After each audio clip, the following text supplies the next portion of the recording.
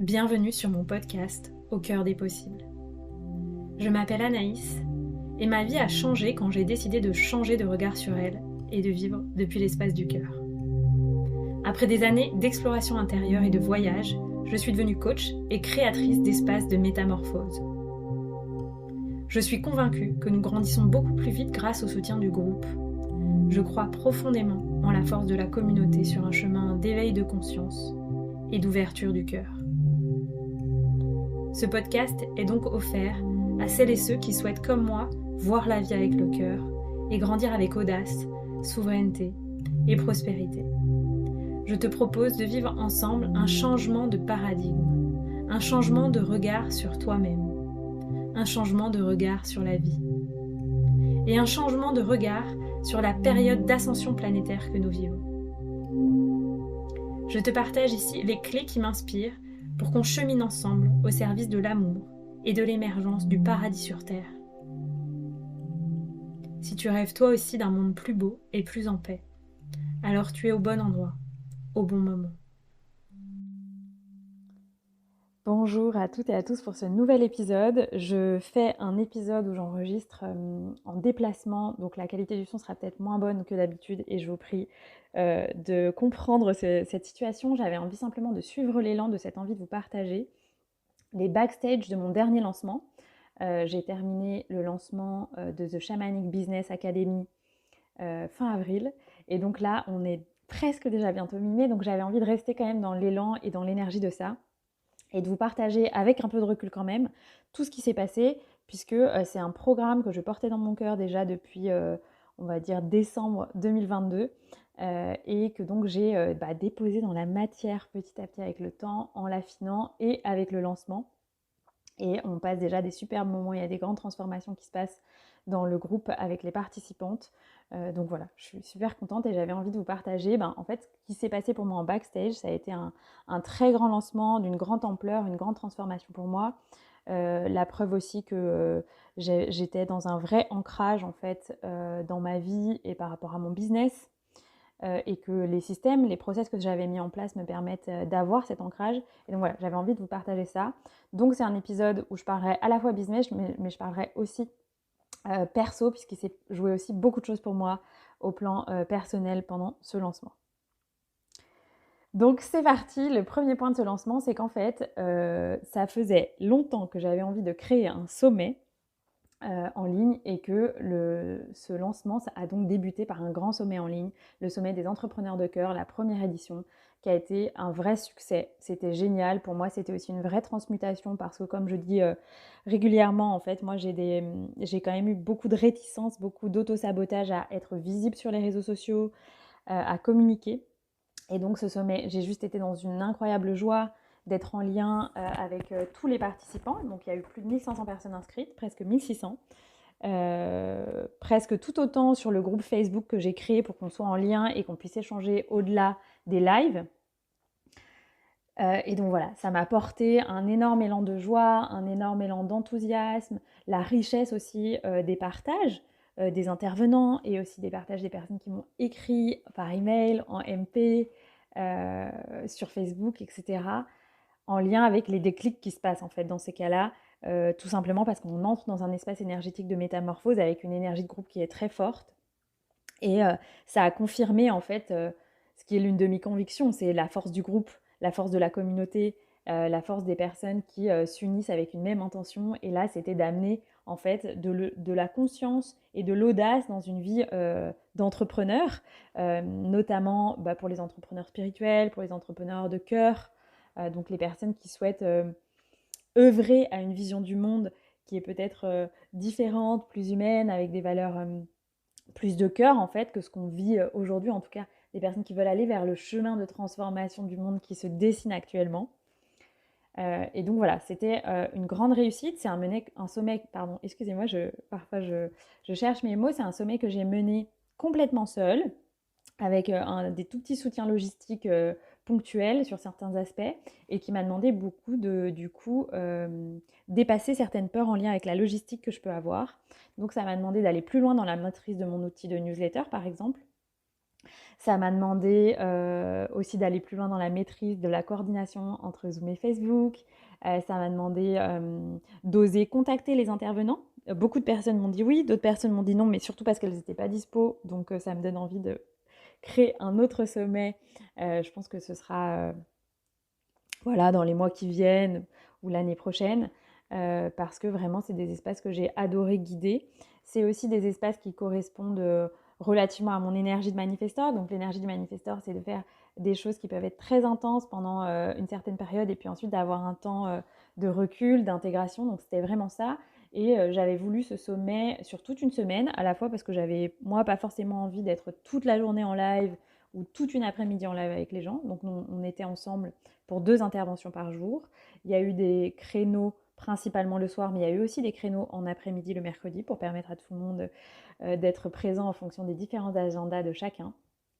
Et donc voilà, j'ai trouvé que c'était vraiment une réussite. J'ai trouvé que c'est quand même un vrai défi aussi d'organiser un sommet. C'est une vraie charge de travail de mettre en place un sommet, même si moi j'ai fait en sorte que ce soit le plus simple possible pour moi, parce que j'avais vraiment envie de me prouver que je pouvais le faire seule euh, et que je pouvais gérer ça toute seule. Et c'était aussi comme aussi un challenge de me dire, ok, j'assume de vouloir tout gérer toute seule, tous les aspects de ça, la com, la logistique, les messages, etc. Et ça a été génial pour moi, un grand enseignement. Et j'ai senti aussi la puissance énergétique de ce que ça implique de savoir tenir cet espace-là.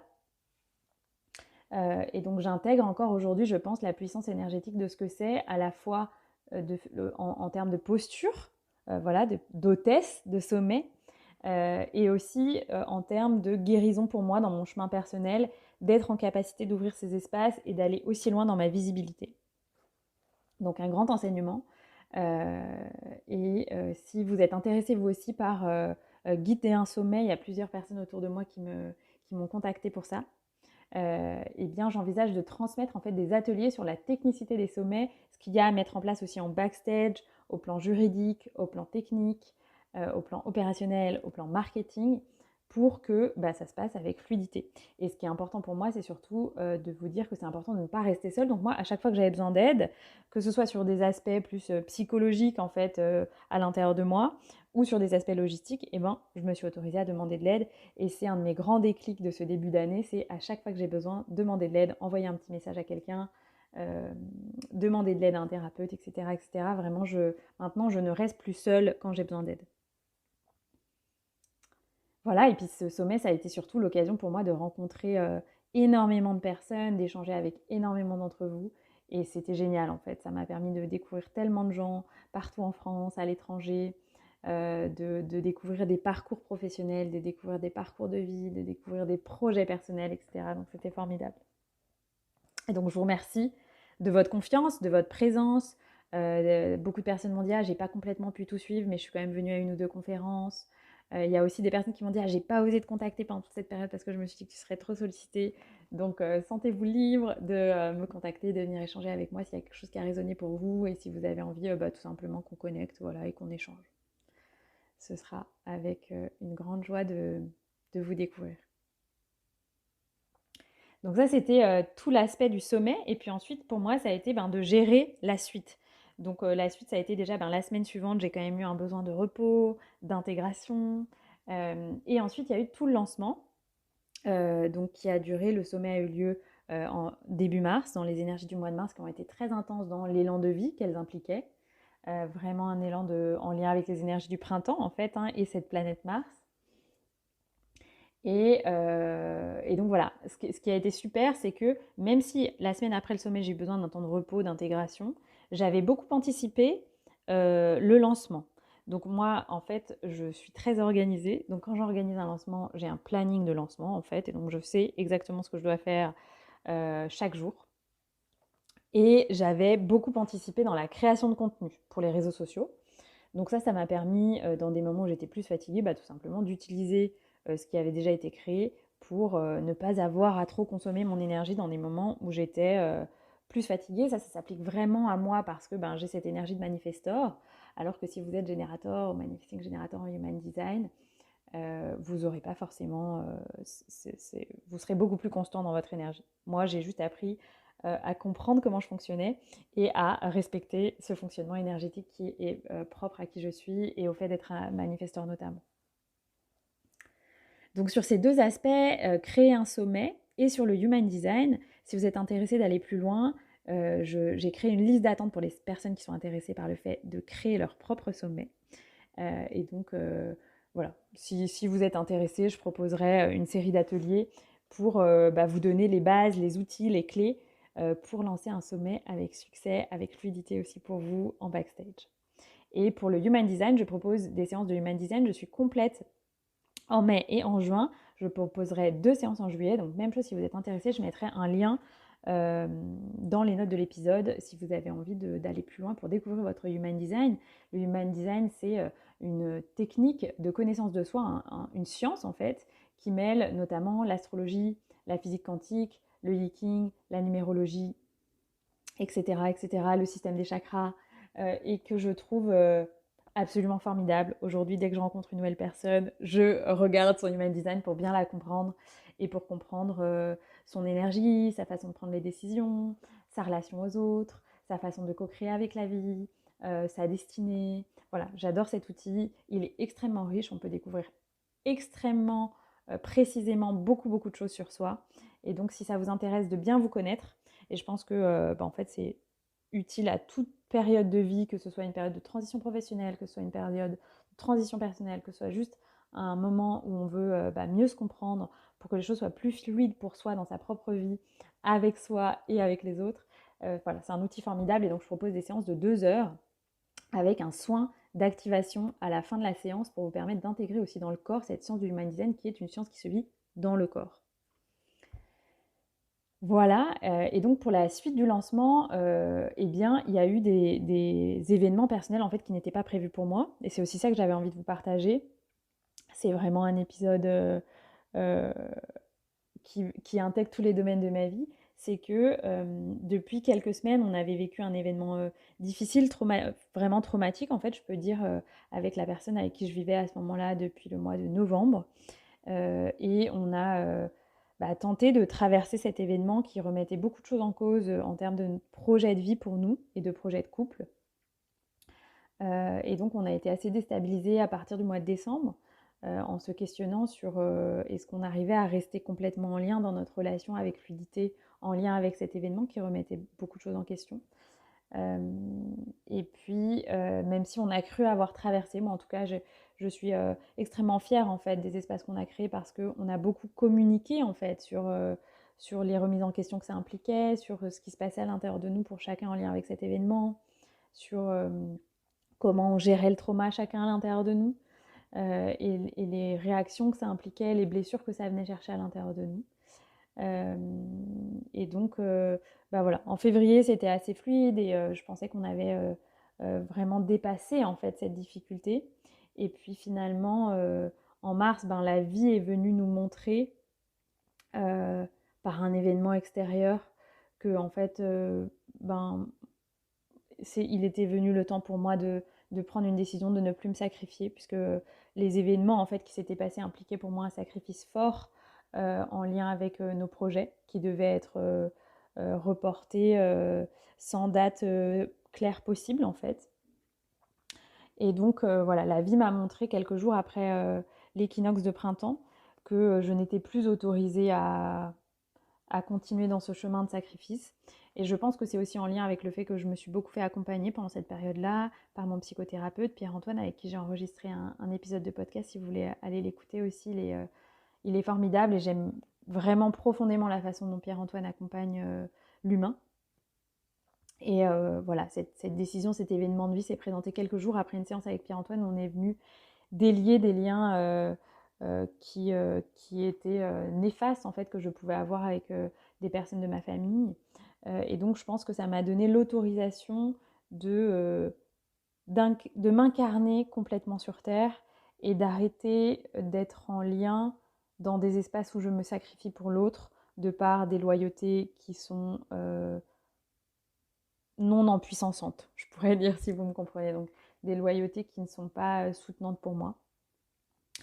Donc cette décision de me séparer et puis de déménager Ça n'a pas été une décision facile et d'ailleurs ça s'est fait dans l'autre sens. Et d'ailleurs, j'ai d'abord choisi de déménager puis ensuite j'ai intégré que en fait la relation ne pourrait pas traverser en fait ce changement et que j'avais besoin d'être vraiment sincère à l'intérieur de moi en prenant cette décision et que mon besoin d'éloignement impliquait aussi un besoin en fait de séparation pour laisser la personne avec qui je partageais ma vie vivre cette épreuve de vie qu'elle vivait euh, avec liberté. Voilà, j'ai pas trop envie de dévoiler non plus ici ce que cette personne traverse parce que ce n'est pas pertinent. Néanmoins, voilà, ça vous permet un peu de comprendre ce que j'ai traversé. Et cette décision, en fait, j'ai pu la prendre aussi parce que le jour, en fait, où cet événement extérieur est venu, j'avais une séance avec une énergéticienne. C'était une séance qu'on m'avait invitée à prendre il y a plusieurs mois et que j'avais repoussée. Et j'avais senti les jours d'avant que j'avais vraiment besoin d'aide. Et donc, il y a le nom de cette personne qui est venue. En fait, quand je traverse une difficulté, que je sens que les outils que j'ai ne sont pas suffisants pour moi pour dépasser ce qui se passe, je demande, en fait, à ce qu'on me dise qui est la bonne personne pour moi pour ce moment-là. Et souvent, le matin, quand je me réveille, j'ai la clarté de qui est cette personne, je la contacte et voilà. Donc cette personne, je l'ai contactée le vendredi matin, le samedi après-midi, on avait un soin. Et l'événement extérieur qui m'a montré que je n'étais plus autorisée à être dans cette posture sacrificielle a eu lieu le samedi midi. Donc vous voyez, c'était vraiment comme guidé. Et c'est à l'issue de ce soin que j'ai pu avoir la clarté et la paix à l'intérieur de moi, même s'il y a eu beaucoup de tristesse, de deuil à faire. J'ai eu la clarté à l'intérieur de moi que c'était ça qui était juste pour moi, c'était de reprendre mon chemin et de ne pas mettre ma vie, mes envies, mes désirs, mes projets de vie en pause du fait de ce qui pouvait se passer pour la personne avec qui je partageais ma vie. Donc moi là, je partage juste mon expérience pour voilà, simplement pour partager mon expérience. C'est aussi mon Human Design qui m'invite à faire ça. Peut-être ça vous inspirera, peut-être ça vous inspirera dans l'autre sens parce que moi, je me suis aussi beaucoup dit que la persévérance était importante pour moi dans ce couple et d'être patiente. Et c'est ce qui s'est passé en fait. Mais voilà, à un moment, en fait, la vie me montrait que malgré la persévérance, malgré la communication, malgré le lien, malgré les projets, euh, ça n'était pas aligné, en tout cas à ce moment-là, de rester dans une forme de persévérance. Et donc, moi, voilà, j'invite vraiment chacun à écouter ce qui est juste pour lui, notamment dans ses relations amoureuses. Et parfois, ce qui est juste, c'est d'attendre que la personne soit prête et de rester à ses côtés le temps qu'elle traverse une épreuve. C'est ce qui me semblait juste initialement. Et puis finalement, je sens que la vie m'invite à un autre chemin. Et c'est OK. Et je me pardonne d'avoir fait de mon mieux et je me libère aussi de toute culpabilité que je pourrais avoir dans le fait de ne pas rester dans l'idée d'accompagner cette personne dans cette épreuve parce que en fait j'ai fait de mon mieux, j'ai fait mon maximum et à un moment je ne peux pas non plus être dans une posture de sauveur parce que ça n'est pas juste non plus. Voilà, j'espère que ça aussi ça vous parlera de ne pas prendre responsabilité pour l'autre et de ne pas lui enlever la responsabilité qu'il a de son propre chemin de guérison. Et au final, ce que j'observe, c'est qu'il y a eu beaucoup de justesse en fait dans cette prise de décision. Imaginez vivre une séparation et un déménagement en plein lancement, c'est très inconfortable et ça demande beaucoup de courage. Et en même temps, j'ai senti que en fait, c'était comme un non négociable pour moi. C'était impondérable de suivre cette guidance de la vie. Et en même temps, ça demande énormément d'ancrage, de maintenir des racines énergétiques en soi avec la terre, indépendamment d'un lieu de vie que l'on peut avoir, et dans des phases comme ça de mouvements très intenses, émotionnels, énergétiques, d'incertitude aussi, parce que j'ai pas tout de suite su où j'allais vouloir m'installer de nouveau. Et en même temps, les choses ont été très très fluides. La vie m'a montré dans les 24 heures qu'un autre endroit était là pour moi et que je serais accueillie avec bienveillance et amour par les personnes qui m'ont apporté ce nouveau lieu de vie. Et je vois à quel point aussi, astrologiquement, ce qui se jouait à cette période-là, c'était une invitation à venir guérir son karma familial. Et donc c'est, je pense, ce qui se passe encore pour moi, c'est de venir encore transmuter des choses en lien avec toutes mes lignées et toute ma sphère familiale. Et c'est ce qui se joue aussi pour cette personne avec qui je partageais ma vie. Donc si vous vivez, vous, aujourd'hui, des choses très profondes en lien avec ça, guérison du karma familial, des traumas peut-être de vos lignées, ou au contraire comment vous êtes invité à transmuter vos relations avec les personnes de votre famille. Sachez que voilà, c'est aussi les énergies que l'on vit en ce moment pour les semaines à venir. Et ce que j'avais envie aussi de vous partager, c'est que j'en ai discuté avec une personne de ma communauté qui m'a permis aussi de prendre conscience de l'importance de cette intuition que j'avais eue. C'est que pour faciliter en fait des transitions de vie comme ça, on peut faire des rituels. Et donc moi, je transmets le rituel Rebosso, qui est un rituel maya, qui est un rituel de passage entre deux phases de vie. Donc bien sûr, j'ai pratiqué un rituel Rebosso, j'ai reçu un rituel Rebosso entre ces deux phases de vie pour intégrer, fermer cette page de cet endroit où j'avais vécu avec cette personne, fermer cette page de cette relation, vraiment fermer et ouvrir une autre page pour moi. Et ça a été fort en fait pour moi de prendre cette décision de demander de recevoir ce Rebosso et de choisir en conscience de fermer et d'ouvrir une autre page. Et ce que j'avais envie aussi de vous partager, c'est que très rapidement après ma décision de séparation, j'ai pris aussi, j'ai ressenti l'intention, l'intuition de faire un rituel de séparation en conscience.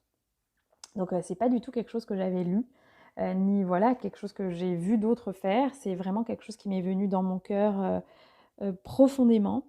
Et c'est quelque chose qui me semblait aussi important de transmettre à cette personne qui, elle, pouvait avoir une certaine réticence à ritualiser les choses au plan spirituel en fait. Et donc la personne m'a fait confiance et j'ai guidé ce rituel de façon complètement spontanée.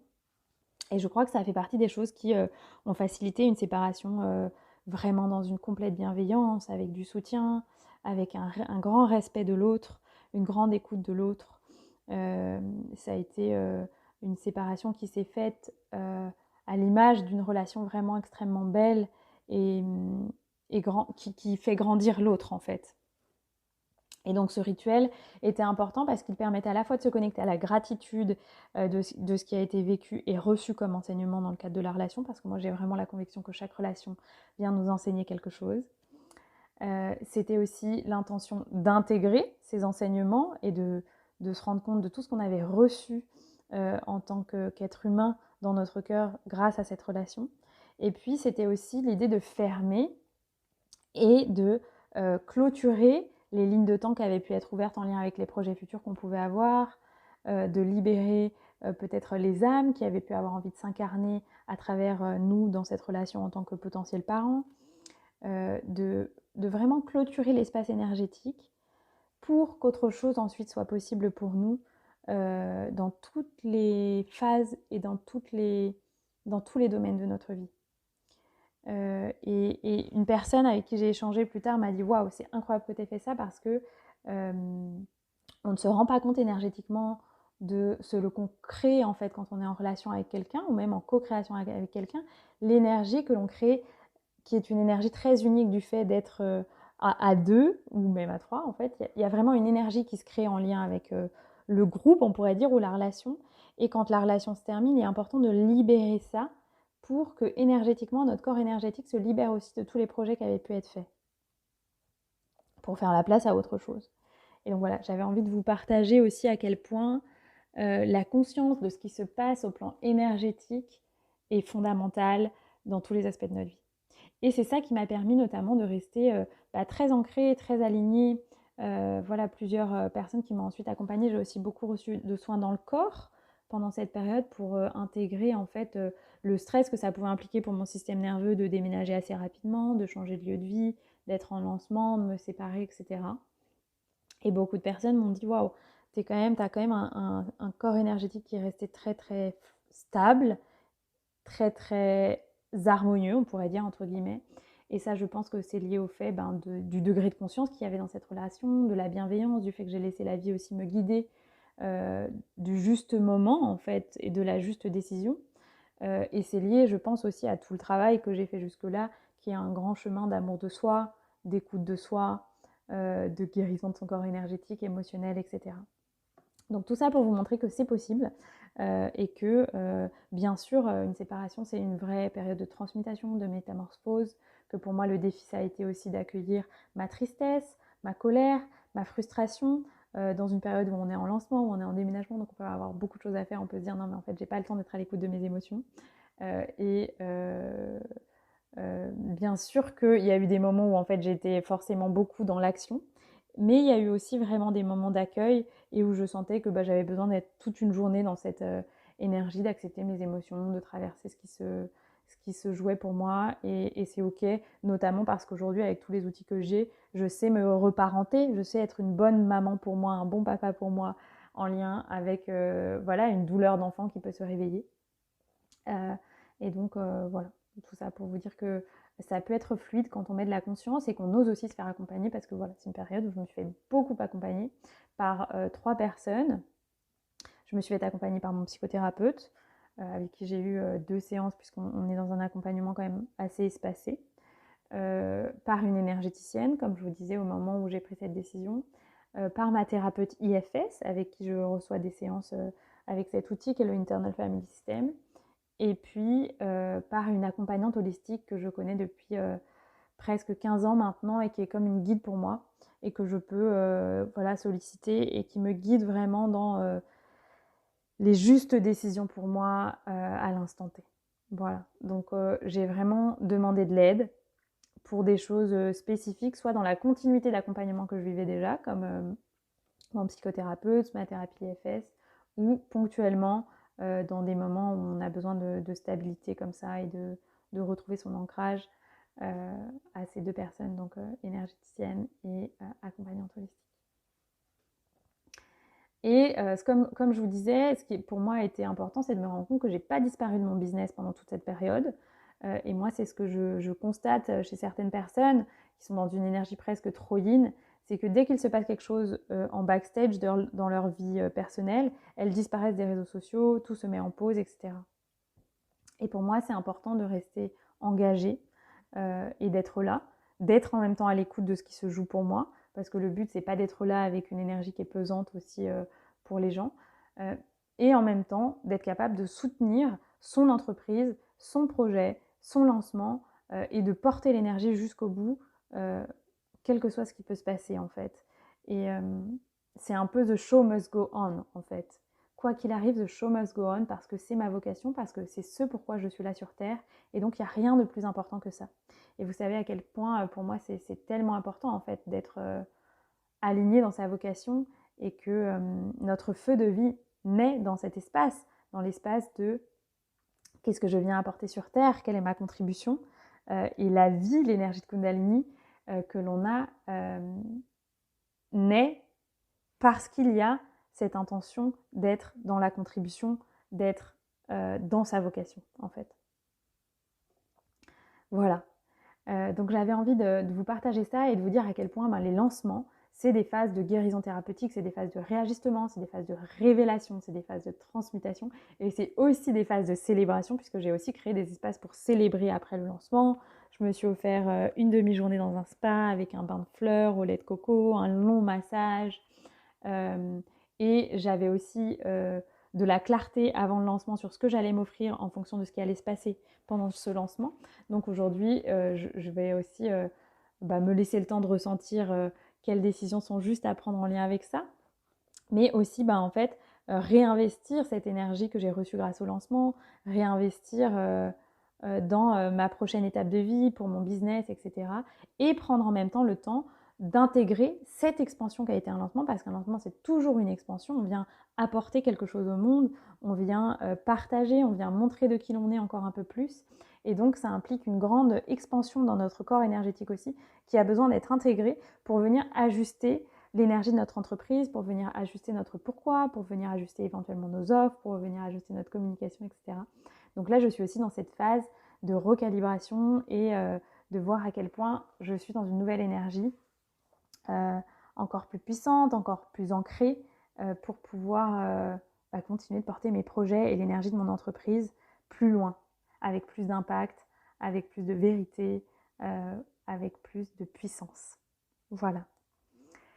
J'espère que cet épisode vous a plu. Si vous avez envie d'aller plus loin, vous pouvez vous inscrire sur la liste d'attente pour la prochaine cohorte de The Shamanic Business Academy.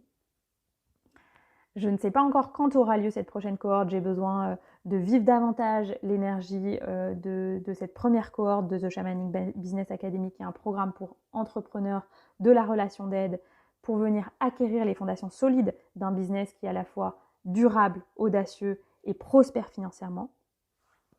C'est un programme extrêmement complet où on vient vivre une transformation à la fois dans l'être, mais on vient aussi recevoir des outils pour mettre en action les choses dans son business, de nombreuses ressources, de nombreux outils de stratégie financière, marketing, outils d'organisation, etc. Donc voilà, c'est un programme dont je suis fan, que je descends encore dans la matière en créant actuellement les ressources, en vivant cette aventure avec les entrepreneurs qui sont dans le programme. Donc si vous avez envie d'aller plus loin et que vous êtes intéressé par la prochaine cohorte de ce programme, je vous invite à vous inscrire sur la liste d'attente. Vous serez informé de façon privilégiée, en fait, en amont du lancement, du prochain lancement, avec une offre de lancement plus avantageuse que celle à laquelle aura accès ma communauté. Et puis, bien sûr, si cet épisode résonne pour vous, je serai en joie d'échanger avec vous. Vous pouvez laisser une note dans la plateforme de podcast que vous écoutez.